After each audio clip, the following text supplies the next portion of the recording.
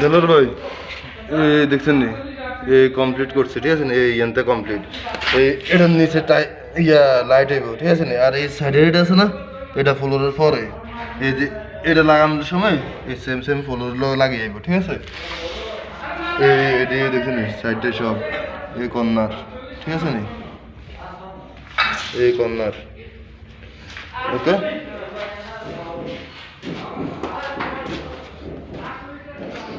তারপর দিই এই যে এটার উপরে লাগাই দিছি এক পিস করে ঠিক আছে নি